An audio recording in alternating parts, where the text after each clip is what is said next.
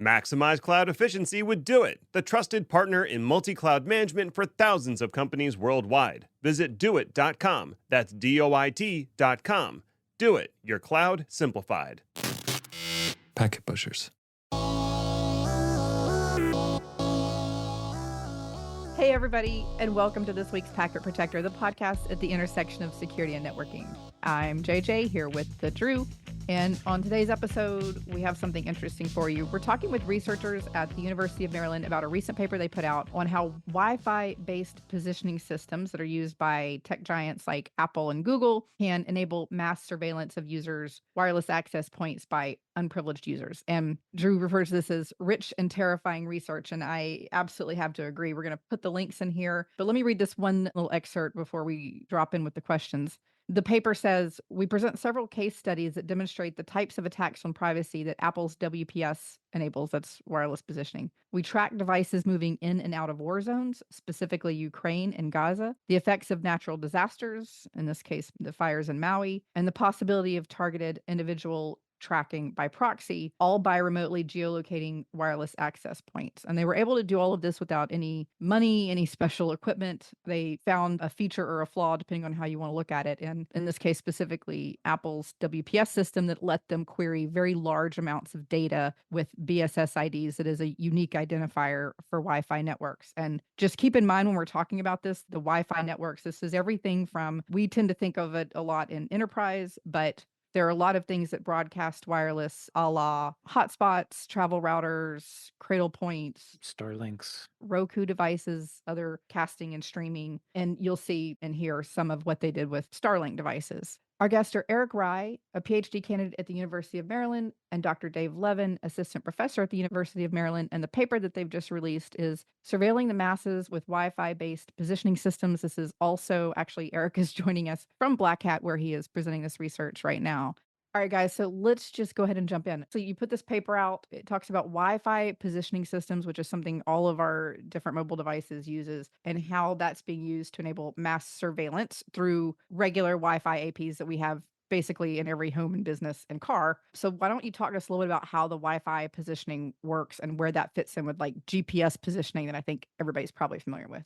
I'll start us off. So we all know that our phones nowadays need location pretty much all the time. Our apps need it. We use it for navigation. The thing is, relying strictly on GPS is not the most efficient thing to do for a few reasons. It's very, very power hungry. Also, you might not always have line of sight. And so as a result, modern mobile devices, Apple as well as Android, make use of something that we refer to as a Wi-Fi based positioning system. And so what this does is your phone listens as long as Wi-Fi is turned on, as long as you turn on these services, although this is on by default. It will listen for nearby wireless networks. And in particular, what it's listening for is the BSS ID, as well as the network name, but it's using the BSS ID, which is in essence sort of a MAC address of that Wi-Fi interface. And then it contacts the mothership. In the case of Apple, Apple runs one of these services, so does Android. It says, here are the networks that I see. Here are the MAC addresses that I see. Where am I? And it returns back, here's where you are. Here's a location.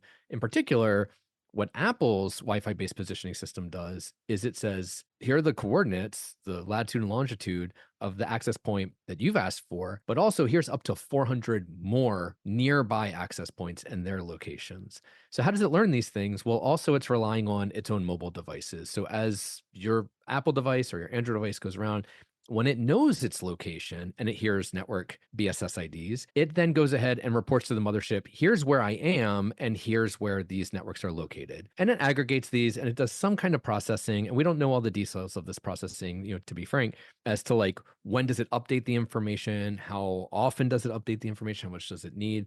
But the long and short of it is that phones listen for nearby networks, report their locations back. Whether those nearby networks themselves are Apple or Android devices, whether they opted in or opted out. And many folks don't realize that you can opt out from these things. And it really wasn't even known to us. I just wanted to kind of wrap our heads around the wireless positioning versus the GPS. So is that something that the phones are doing because it's more accurate? Is it saving battery? Is it something they always do? Is it something they sometimes do? How is that decision made? As Dave mentioned, there's like several scenarios in which a phone may not want to use GPS. Again, it does consume more power than just scanning the 802.11 channels. You might be indoors, for instance, where you don't have like a clear line of sight of the sky. In an urban canyon in a big city is like another situation in which you might prefer this over using GPS. But also there's classes of devices that just don't have a GPS receiver, like my MacBook can do precision geolocation. And the way that it's doing that is by using one of these Wi-Fi positioning systems rather than using GPS. Okay. So are phones, mobile devices just doing this constantly? Like whether I have location turned on my phone, is it just collecting BSSIDs? It certainly does this with some kind of frequency. It's definitely doing this when you need access to location, like when you open an app that might require the pizza delivery company knowing where you are or something like that. And this is all, at least on the iOS and Mac OS side, controlled by a component of the operating system called core location. Okay, and both Apple and Android are collecting this information and sending it back to a database and keeping this information for some amount of time. That's right. There's kind of two different phases of the Wi-Fi positioning systems. There's kind of the database aggregation phase, and there's the actual like online usage, try to geolocate where I am phase. But both of these things are happening simultaneously and all the time. Yeah. And we'll get into this a little bit more, but I just want to get this out up front. These databases can be queried essentially by anyone with few restrictions, yes? Yeah, that's right. In particular, Apple's Wi-Fi positioning system has very few restrictions, whereas at least the interface that we're aware of through the Google Cloud Platform requires some additional restrictions, such as being authenticated and has rate limits and that kind of thing, whereas Apple's Wi-Fi positioning system does not have any of those things. Okay, so you became aware that this was happening and you thought, hey, can I see how many BSSIDs I can see and where they are in the world? What triggered this whole research project? Yeah, that's kind of the short version. I'll give you the longer version too. A couple of years ago, I was attempting to geolocate a specific kind of IPv6 address called an Extended Unique Identifier 64 or EUI64 IPv6 address. And in these special kinds of IPv6 addresses, they embed a MAC address. And so I was trying to geolocate these kinds of IPv6 addresses by seeing if they also had a BSSID that had the same or was similar to the MAC address that was embedded in these IP addresses. But as you mentioned, yeah, flash forward a year or so, and I was like, why kind of put those restrictions on doing geolocation? Why not just see how much we can see in terms of the world's Wi-Fi? Like, let's see how much of Apple's Wi-Fi positioning system we can, for lack of a better word, like download or recreate by just querying it in a smart, kind of efficient way. And again, it doesn't have to be an Apple device collecting BSSIDs on an Apple device. It's an Apple device collecting BSSIDs on any wireless thing, 802.11 wireless device. Everything it's hearing. Yeah. Yeah, everything it's hearing, except there is a way to opt out, turns out. And this wasn't clear on any Apple website or anything until after we disclosed this to them. If you name the name of your network to end in _nomap, then the phones will not report this back. And this is pretty standard. So I believe Android supports this. This is something that also Weigel, another sort of war driving service, also permits. But short of that, and not many people know this, all your listeners now know this, change your network names, but there was really no way to opt out. And I think a lot of folks had no idea that this was being reported. We sometimes talk about, reasonable expectation of privacy. I think if you're not a part of the Apple ecosystem, it was probably pretty reasonable to assume that information about your devices was not part of that Apple ecosystem as well. I mean, that's my personal view anyway, but it turns out it is, whether you had any knowledge of it, just by mere virtue of the fact that somebody with one of these devices was within Wi-Fi range. Apple does a great job of protecting its users' privacy, maybe quite less so the rest of the world. They're a little bit known for just kind of doing what they want to do to add the features. Erik, let me ask you this, and I'm jumping ahead a little bit, but there were so many things on here that just really caught my attention and struck me. But since you mentioned the opting out, I wanted to kind of ask about this for a second, because I think Google and I think Apple. So this sounds like this was not really, I'm going to air quote, feature of how Apple was working twofold. The fact that you could opt out wasn't documented anywhere because this whole operation wasn't really documented. And it also sounded like maybe there were two different append strings depending on the different indexing network. And so this is a silly question, but for all of the people that are listening right now going, well, I want to opt out. Now, we were laughing about having eduroam _nomap, right? Like we've got some SSID names we just can't change for different reasons. But for all the people who are thinking about it at home, some of them said no map. And the other one I think was like a no index or some type of thing. How does that work if there's different systems that have different requirements for opting out? Yeah, I hope that I'm going to get this right here, but I know for a fact that Apple uses the underscore no map, and I believe that Google and Weigel also, agree to restrict those BSSIDs that are using an SSID that has no map in it. I believe that Microsoft respects a different SSID string. So I think if you wanted to opt out of all of these services in one fell swoop, you have to name your network something kind of crazy like, underscore opt out underscore no map in order to do all of that. Yeah. All right. I think that's good homework for a listener. So one of you guys do it, packetpushers.net/FU, figure it out, and report back, please, to us. And one other thing, you've mentioned Weigel a couple of times, I believe, from the paper. It's a third-party database of AP information collected by war drivers. That's right. So Weigel.net has been around for probably, I think, over 2 decades now. That's a volunteer war driver kind of open source community effort to discover all the Wi-Fi access points. So people will run Kismet or whatever their favorite like packet capture utility is, and then upload the data points they see to Weigel. Okay, so you learned about this, you decided to build a research project around it. How did you go about collecting BSSID data? BSSID, as we mentioned earlier, is just a MAC address. It's a 48-bit identifier. And so the most naive approach that you could take possible to, trying to find all of the Wi-Fi on planet Earth is just to start asking the Wi-Fi positioning system if it knows about the location of random 48-bit identifiers. But, 2 to the 48 is like 281 trillion. And so, more than likely, you're not going to have a ton of success if you're just guessing random numbers in there. So the first kind of research question that we had is like, is there a way to more efficiently query this Wi-Fi positioning system? And the answer is yes. And the answer is yes due to how the IEEE manages the MAC address space. So the IEEE allocates chunks of addresses in the MAC address space to vendors that want to make Wi-Fi chipsets. So for instance, like Intel or Netgear goes to the IEEE and they say, I want to make some Wi-Fi routers, or I want to make, mobile phones or whatever it is. And the IEEE says, okay, here is a 24-bit prefix for MAC addresses called an organizationally unique identifier, or OUI. Mhm. And then once you receive an OUI from the IEEE, you're free to address those lower 3 bytes however you choose. And so there are 2 to the 24 possible OUIs, but the IEEE has actually only assigned somewhere on the order of like 36,000 of them. And so what we did is like using this list that the IEEE publishes of the vendors and the OUIs that they've assigned to those vendors, we just started guessing random BSSIDs, but restricted to being in one of those allocated organizationally unique identifiers. And so in so doing, I mean, that reduces the search space like more than 99%. And so, you still guess a lot and you still have a lot of guesses that Apple doesn't know about, but your chances of success are just much higher by doing this kind of smarter, intelligent OUI-based random BSSID guessing. Once you get a hit, because Apple's also returning to you up to 400 other nearby access points, it starts to get really easy to exhaustively start mapping out a space. You get a hit, and then that gives you a lot more. You can start building off of that, asking about those, finding other nearby ones. Because of the way their API works, it just massively amplifies the ease with which to start learning about tons of devices worldwide.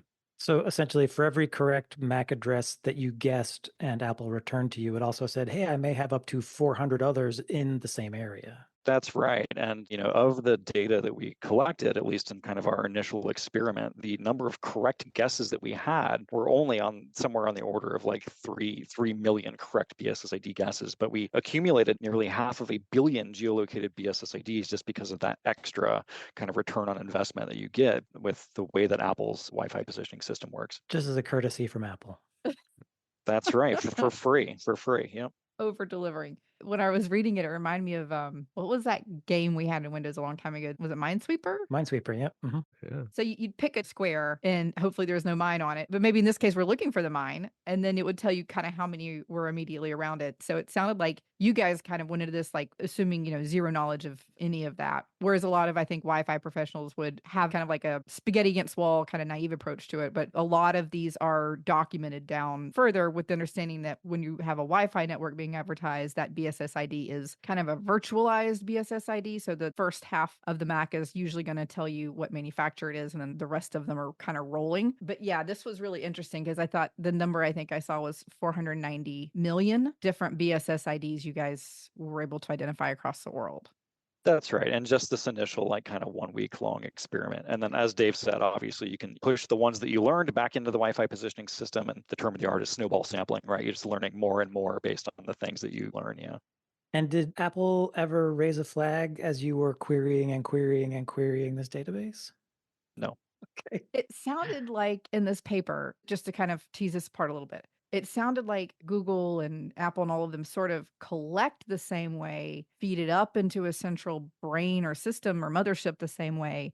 But there is a difference in how it gets pulled down, and that Google does do rate limiting filtering, authentication, even billing around that. Whereas Apple is just kind of a free for all. You were able to use Apple APIs unrestricted and just pound it and get as much data as you want in a period of time. And it sounded like maybe that was an artifact of the relationship Apple used to have in outsourcing that, and how the device is doing its own location. Maybe, Eric, could you talk about that? Like, instead of the system geolocating and then sending coordinates down to the phone, it's sending the phone the information it needs to calculate its coordinates. Maximize cloud efficiency with Doit, the trusted partner in multi-cloud management for thousands of companies worldwide. Doit's innovative tools, expert insights, and smart technology make optimization simple. Elevate your cloud strategy and simplify your cloud spend. Visit doit.com. That's DOIT.com. Doit, your cloud simplified.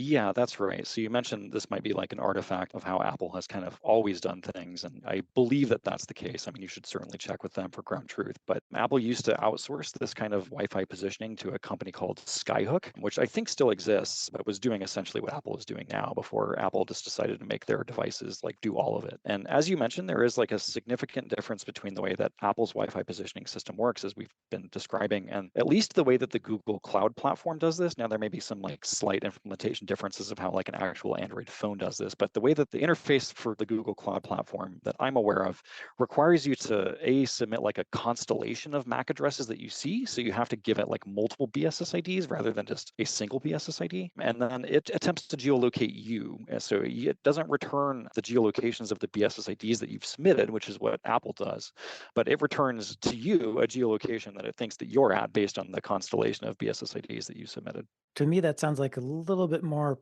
privacy forward then, because Google's only returning to me information it thinks I need as opposed to information about every other AP around me.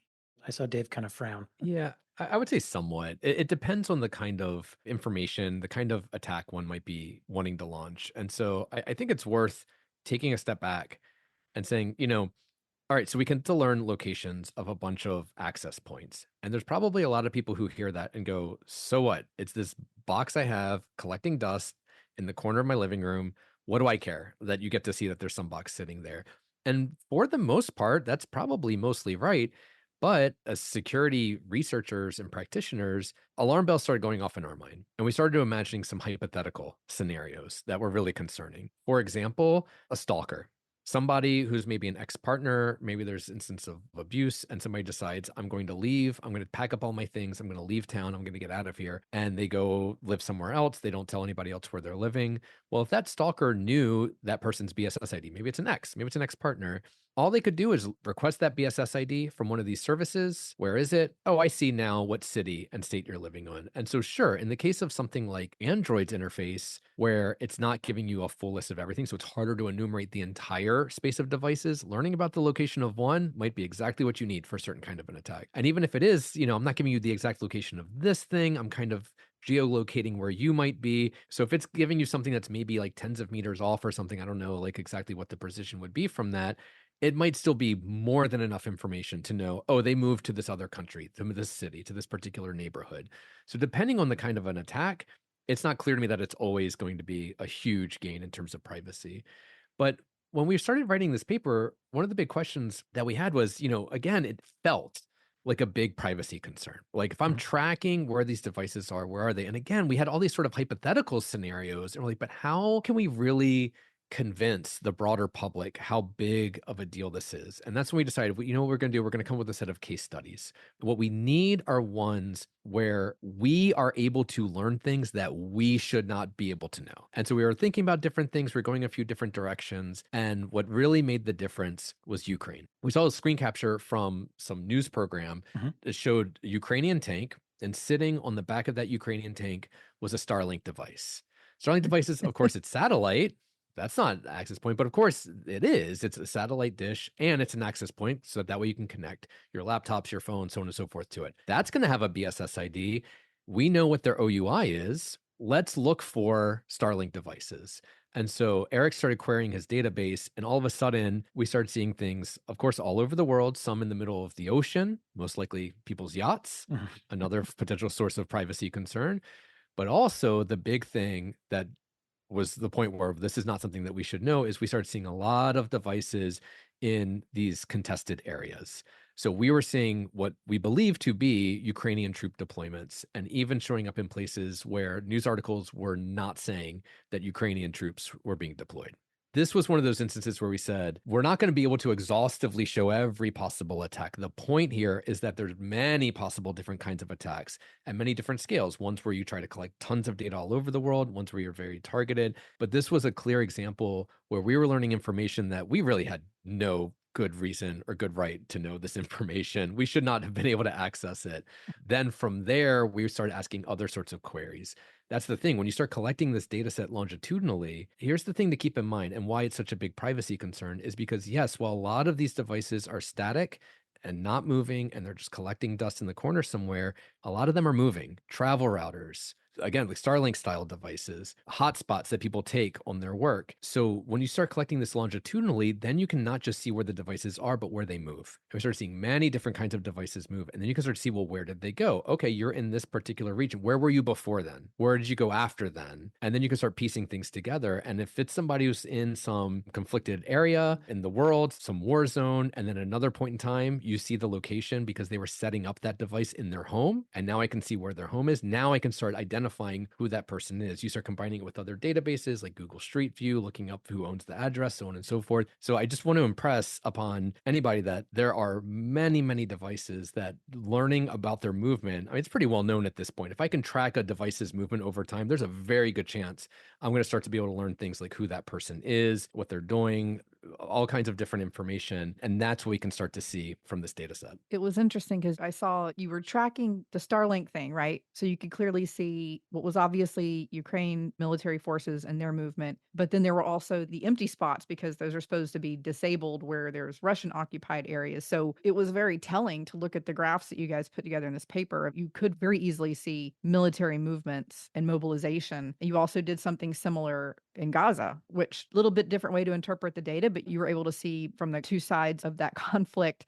I don't want to say who was more successful, but you could tell where the power outages and the control was by virtue of which of these devices were going offline, which ones were moving when they were instructed to, head south. And that was a whole other kind of snowball of data and mobility and an attack analysis, right? Like an after attack or an after action review for maybe another party to evaluate.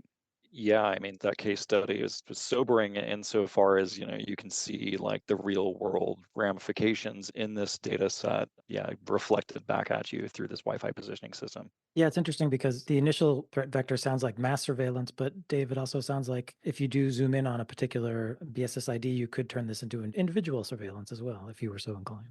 You sure could. I think the reason that we focused, at least in this paper, on the mass surveillance was because it was the less sort of obvious attack. Using other types of services to stalk an individual had been demonstrated before. This one, by showing just the sheer scale, like Apple was the first one that we were familiar with that would allow us to collect data at this scale. And at that point, then you can start asking for devices you didn't even know to ask for. Let me just get everything, and then I'll go back and ask questions like, okay, here are my areas of interest. Who's going in and out of these areas of interest? And so it's just a whole new sort of class of privacy attacks that don't require you to know who these devices are, who these people are ahead of time.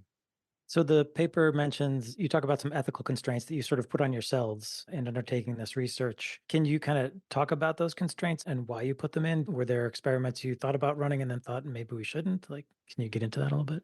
So anytime that we're doing research in security, especially vulnerability research, trying to identify new forms of attack, ultimately, there's a couple things that we want. We want to make sure that in the process of doing the research itself, that we're not harming anybody. We want to also make sure that once we publish the results, that we are minimizing harm to the extent possible. And that involves a couple different things. Number one is not exposing any individual's private information. So one of the things that we chose not to do was, again, try to intersect this data set with other data sets, learn about individuals' identities, and then start, publishing any of this information. They didn't sign up for this. We can demonstrate the severity and the concern of the attack without doing something like that. So that seemed to add no real benefit to the work and only potentially added harm. So that was something that we absolutely avoided.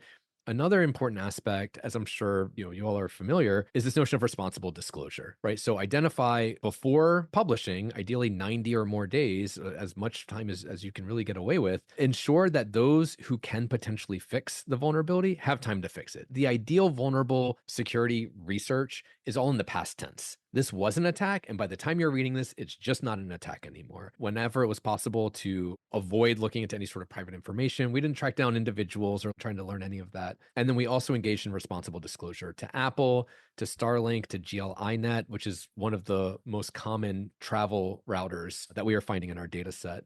I was just looking because that is actually what I carry around for when I do training rehab labs. So I'm holding up my bright yellow tiny router. They're so convenient. I have that one too. Yep. Well, we have some good news for you. We talked about Apple's, response to this. I will say that the product security team that we ended up speaking with was very, very receptive to it. They seemed to really take this to heart and really wanted to have a proper response to it. Unfortunately, currently that response is there's a web page that describes their privacy policies. And if you happen to know to go to this web page in a small sort of like slightly grayed out font, it says you can add _no map. So I don't think it's the response that anybody really wanted. And hopefully there's something in the works. Is this Apple security team you're talking about? Yeah. And I'll be honest, it seems to me like it might just be a bigger, more difficult like problem. Maybe there's a backwards compatibility thing. I don't know. I really don't know. But I would say like everyone we were in communication with was very like earnest and like really took this to heart and really was very interested in a very good solution. And I just don't think that it's quite where anybody really wants it to be just yet. I want to pop in there and say, I imagine a lot of our listeners, when they hear this, are going to be, I don't want to say outraged, but maybe really shocked and disappointed. I mean, you've got a company like Apple who's running around touting privacy, touting security. They have a huge ad campaign right now for Safari and, oh, the browser's not watching you, we're not watching you, we're protecting you. And then they're kind of doing something like this to the general public who aren't necessarily opted into the Apple ecosystem. And it's kind of crappy when there are alternatives that sounds like, you guys identified other ways that they could be either making the API more restricted so that it's just not dumping that much data at you and or operating more like Google was, or doing something that sends the geolocation of the phone instead of sends whoever asks for it the geolocation of the BSS ID. So you're being very soft here in the words. I think I'm going to go ahead and speak for a lot of us listening and take a little harder stance on this. That it's not okay. They're going to have to figure out how to do better. Fair enough. I can't disagree with that. There needs to be a better solution. But I will just say that while we're all in agreement that Google's current posture and Weigel's current posture is better, it doesn't address all of the concerns here. And so I think there might even be opportunity for some really interesting research, applied cryptographic work, maybe in like the form of like zero knowledge proofs that can prove to you like where you are without divulging information. But it seems very challenging, but it's something that we all collectively need a better solution. Absolutely. I will say like the set of solutions, there's two sort of different groups of parties here you can imagine, and the different kinds of solutions. One is the folks who are running these Wi-Fi based positioning systems, your Apples and your Googles. And sure enough, they could rate limit, they could require authentication. That would help in some ways, not all of them.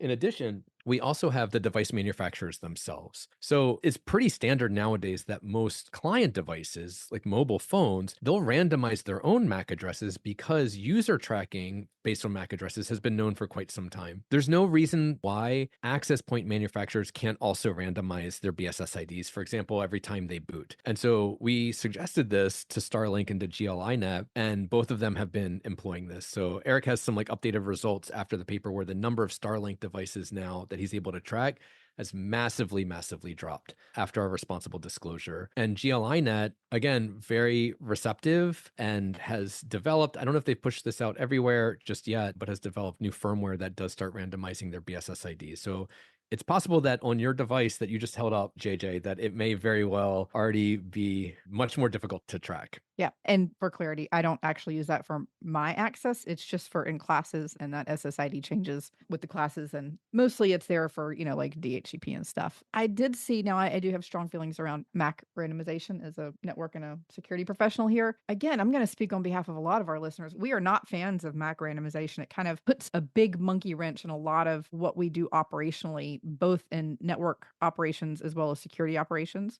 because for the most part, for endpoints, we don't have something else.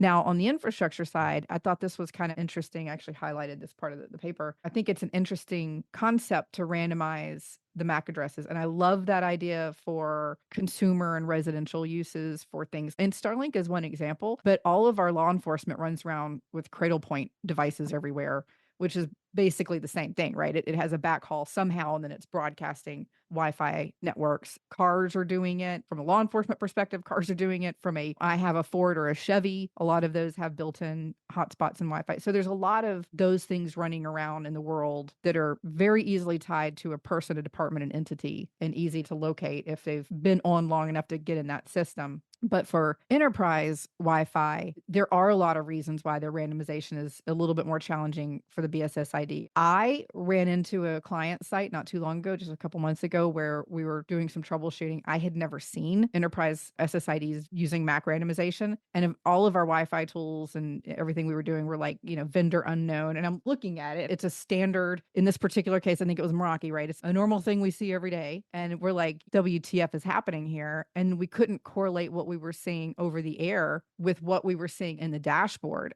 Interesting.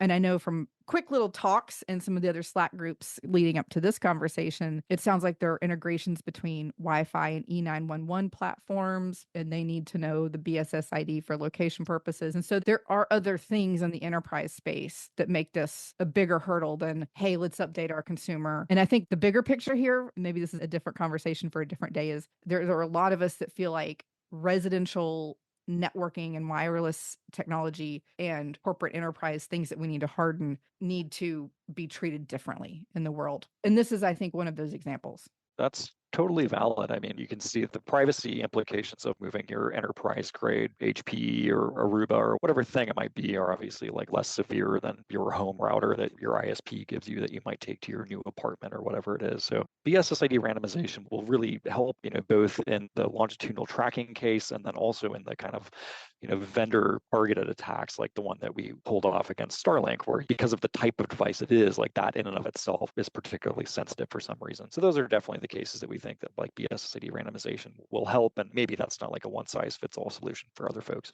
Do you have a sense of how precise the geolocation was with the techniques you were using? We don't talk about this in the paper, but in the WPS response that you get back from Apple, they do give you a kind of a horizontal accuracy value. And usually that's somewhere on the order of like 10 to 50 meters, but generally towards the lower end of that range.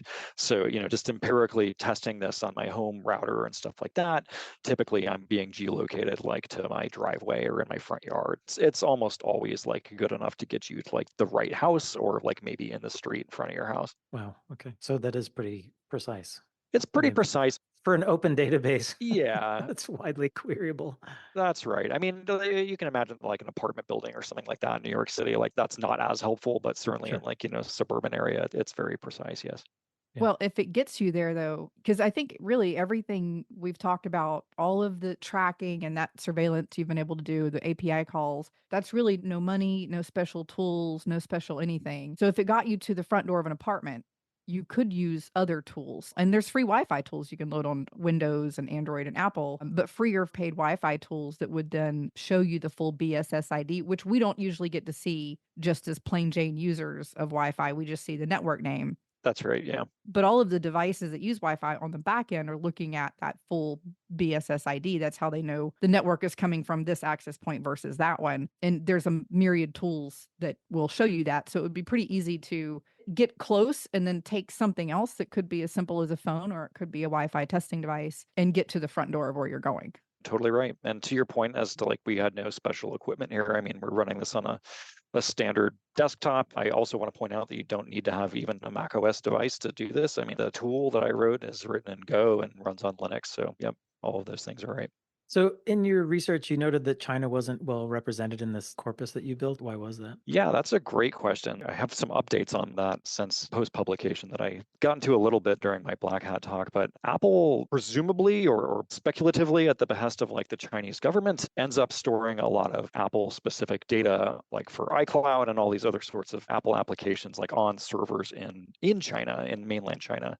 And as it turns out, the Apple Wi-Fi positioning system, there's an analog for China specifically that exists at a different API endpoint that some other security researchers discovered after the initial publication of our paper.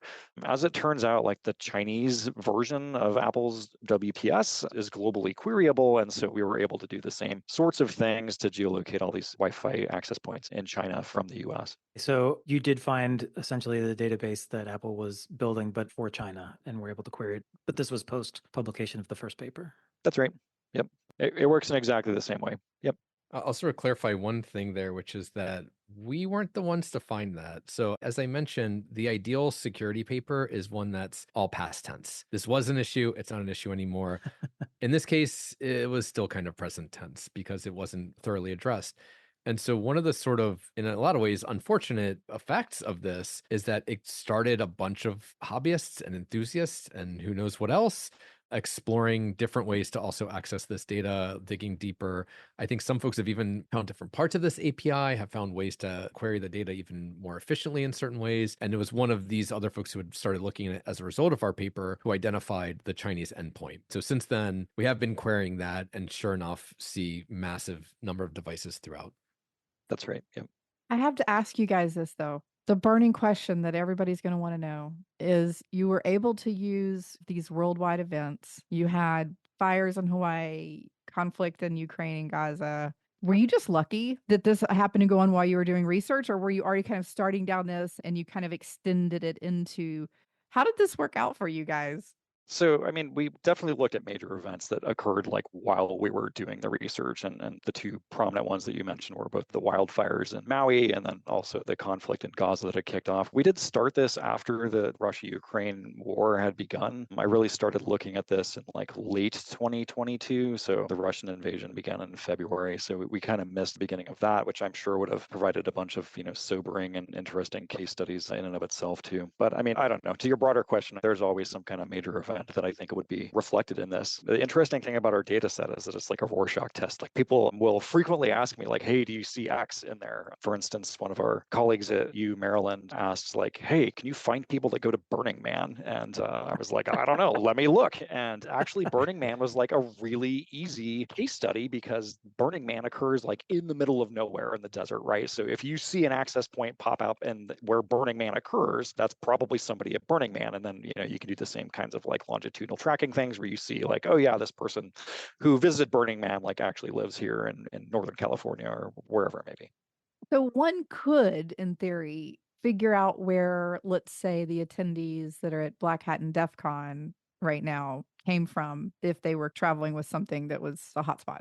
Sure. So that's like kind of an interesting potential application of this is, if you just walk around like sniffing using, Kismet or whatever your favorite, packet capture utility is, there's actually a slight delay between the time that an access point like shifts from one location to another. The reason there's like a delay before an access point appears in the Wi-Fi positioning system and before it like disappears from the Wi-Fi positioning system is that Apple is using like observations of this access point to determine whether it's a reliable landmark. So things have to be stable for typically like a couple of days before they'll be landmarks. But you can imagine that like, walking around, you're collecting all these BSSIDs. If you feed them to Apple's Wi-Fi positioning system, you might see something here in Vegas that Apple's Wi-Fi positioning system hasn't updated from wherever that user's home was or wherever they came from. Do you plan to follow up on this research? Are there other avenues you can explore? Yeah, there's tons of threads to pull here. This is one of the most interesting and sobering and kind of terrifying data sets that I've ever worked with. And it's hard not to find new and interesting things to do with it. So, we're hopeful that we can use the data that we've collected to better protect user privacy and hopefully, get folks on board with making changes that we think will protect people. A rich and terrifying vein. One of the things that we've talked quite a bit about, and your experience, your listeners' experience, and if anybody, of course, has any insight into this, we're very like open and collaborative and would love to hear experiences. And so one of the things that in doing this responsible disclosure and working with folks in randomizing their BSS IDs, I'm very, very interested in this notion of, A, like when is that not necessarily like the best idea for other aspects? And are there sort of better solutions? And B, we've seen some instances where folks try to randomize the BSS IDs and don't seem to necessarily be doing the best job at it. And so we'd love to understand more about experiences that people have had, how they're going about doing this, what they would want to see from it. And I think one of the like sort of core fundamental issues here underlying this work and this sort of conflict that JJ brought up of the pros and cons of randomizing the BSS IDs, we've seen in other spaces, like Erik was also mentioning his work on IPv6, that we've co-opted these identifiers for lots of different uses, right? And the problem is some of these uses have good utility and other of them are absolute privacy leaks. How can we disentangle these different sort of like policies from the mechanism, right? These long-term persistent identifiers, they're just bad for certain things.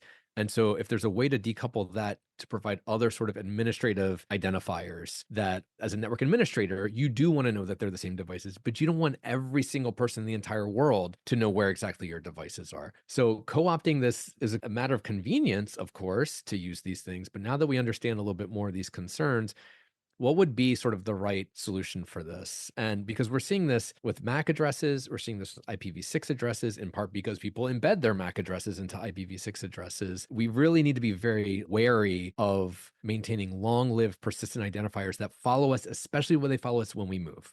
That is like the surefire sign that there's going to be some kind of a privacy concern there. And so I think understanding a little bit more of these concerns, it's very easy for me to just say, randomize everything. That's sort of the most secure thing to do by some definitions of secure, by some threat models. But sounds like there's other, potential concerns here too. I'd love to understand that more. I'd love to have more conversations on that. It's something that we'd love to look into more so that these low power adversaries like ourselves don't have as much power. Yeah, and we'll have LinkedIn contacts for Erik and Dave if you are interested in following up, if you want to reach out to them and get in touch. If you've got insights you can share with them. I have one last kind of technical question for Erik. That is the BSS ID. Some of our listeners will know exactly what that is, but it's that unique identifier that's tied. It's a combination of the access point that's broadcasting it, sometimes attached to the specific radio it's on, and then the network name.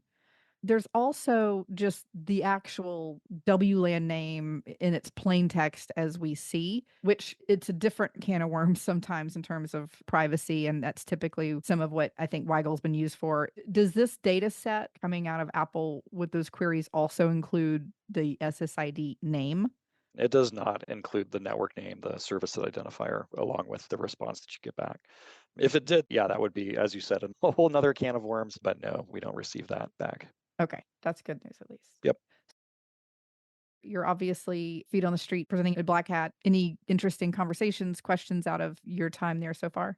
A lot of the questions that I got were from folks from the EU or the UK who are particularly interested in whether there are like legal privacy problems with Apple kind of stockpiling this information. And I am not a lawyer, nor do I want to be one. And I don't know the answer to those questions. But, what is personally identifiable information? And does this count as that? And, those are all like great questions for somebody to try to figure out. And I mean, people should be concerned about this data and easy access to this data, because I think that they're valid privacy concerns. So I guess some questions about that. That makes me happy, because if the EU is looking at it, they're kind of like our older, wiser privacy big brother, not big brother watching us, but like older sibling who's smarter and has figured things out that we haven't figured out yet. So that makes me happy, because it makes me think that maybe, so much of this with, MAC randomization and this type of thing, I'm not going to get on a soapbox, definitely not a lawyer, but it feels like we are constantly implementing technical controls to solve policy problems, and we really just shouldn't be letting large organizations collect that volume of data. I mean, there's other just direct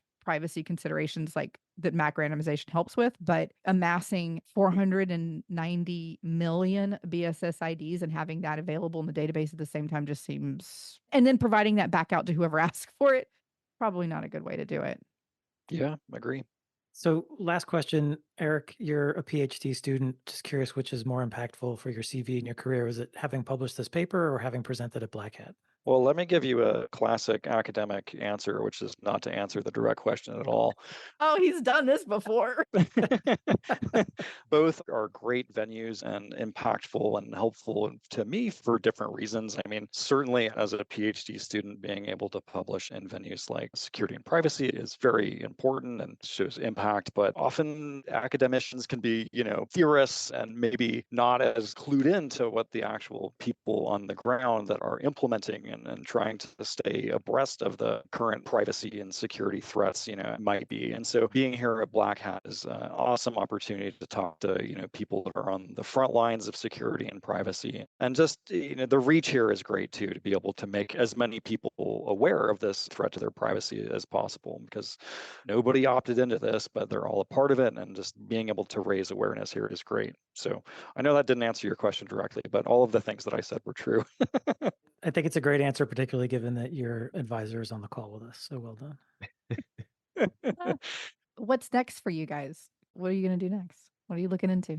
A whole range of things. Actually, coming up in just a couple weeks, Erik is going to be proposing his dissertation, which means basically mapping out, here's the work that I've done so far, here's the rest of the work that I'm going to be doing to complete my dissertation. And a lot of it centers on this notion of these trackable persistent identifiers across multiple protocol stacks, from IPv6 to MAC addresses, some other ones that we probably can't say just yet, and then seeing obviously what new threats, what potential new defenses there might be, and then also some of the novel sort of ethical concerns that arise because of this. One quick example, in the case of IPv4 addresses are generally not considered PII.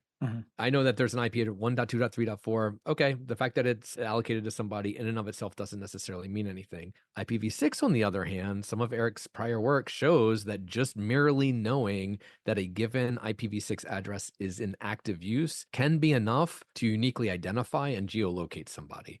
And so again, it brings up these notions of there are best practices. We know what we're supposed to be doing with certain types of identifiers. Obviously, not everybody is doing it. What is the scale of this? And so Erik's really developed a lot of the very first technologies and methodologies for being able to ask this question at massive, massive scale of what's the loss of privacy. And so a lot, I think, is focusing on V6, on some other identifiers as well. And so hopefully in the near future, we'll be able to we're supposed to disclose results in a sense that's past tense, but hopefully we'll have an opportunity soon to talk about some broader issues with V6 that folks haven't really identified yet. Well, we'll have to have you back for that. That sounds interesting. We will stay tuned for more, what did you say, rich and terrifying research? Yeah, that's my focus area. It's rich and terrifying. The intersection of those two things. We love it. Fantastic. Well, thank you guys. And thank you so much, Erik. I know, like I said, it's, crazy at conference time. So we really appreciate you stepping out and sharing with us and the audience. And Dave, thank you for your time. We will have you guys back soon. Yeah, it was a pleasure. Thanks. Thanks so much for having us. Well, thank you again, Erik and Dave, for joining us. This was an amazing conversation and frankly, a frightening conversation. And if you do want to reach out to them, if you've got some insights you'd like to share, or just to contact them, we'll have their details on LinkedIn. We'll also have links to the paper and an article about it from Krebs on Security. If you want to get more details, I do recommend reading the paper. It's really well written, so easy to consume, even though it's an academic paper. So go check that out. That does wrap up this episode. So as always, thank you for listening. If you want to get in touch with JJ or I, you can find us on the Packet Pushers Slack. You can join that community at packetpushers.net/community. If you got a correction, a comment, or just want to say hello, you can also reach out to us at packetpushers.net/FU. The FU stands for follow up. As always, thanks for listening and stay safe.